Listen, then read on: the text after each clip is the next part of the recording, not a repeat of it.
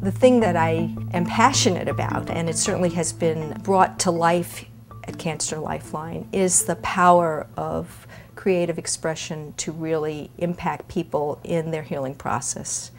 And to see that happen every day, you can see it on the walls as you walk around the building. It bursts out at you, and that there's so much in people, and they just need the opportunity very often just to connect with a piece of themselves that often has been submerged. And it's through the illness process that it's almost like a portal. It allows them in some strange way. One could say it's a sad way, but it's whatever. It's a coming to life through creative expression. Another way, though, that I think the healing arts can help with cancer is, for some people at least, and probably for many, the content of what they're doing is actually helpful for them in coping and maybe making meaning and figuring out how to deal with what's going on with them or what has happened to them.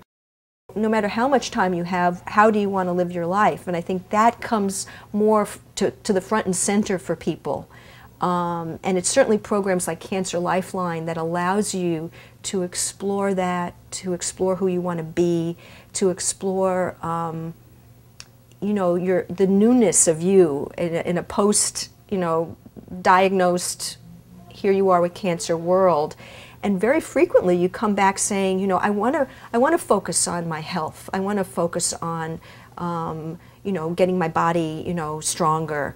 I want to explore meditation. I never did that before. Now I'll give myself the time to do that. I think you cut yourself more slack in some way, as strange as that is, even in the midst of thinking that, you know, that time thing is so strange. So how much time do you have left? Who knows? That's a question mark. But it's like cutting yourself the slack and saying, yes, I'm going to explore this. I'm going to give myself the chance to see where this takes me. And I think people are much more likely to do that from the vantage point of having had an illness, you know, than previous to that. That's why it's great to have things like exercise around and nutrition and that sort of thing. It's not like it wasn't important before you had cancer, or it's not important for caregivers. It's important for everyone. But a cancer diagnosis can be this huge motivation for people and caregivers, patients, to change things. And it's often illness that's sort of like the cosmic 2x4 that brings us to an awareness that there's much more to life, much more to that person's life. And creative expression is a window for really delving into that. So it's a gift to watch people going through that delving process. I mean, I don't think having cancer is a valuable experience. Well, I hate when people say that, but I think that there are valuable things about it.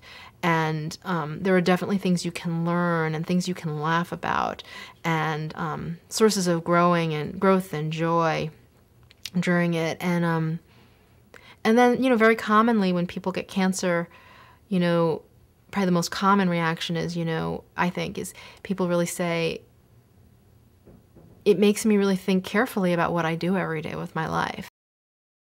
The general spirit in here and the overall atmosphere of the place is one of great joy.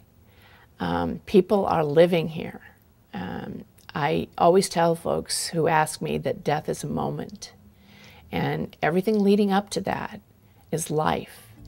And our goal is to make the quality of that life really excellent for everyone that we share it with.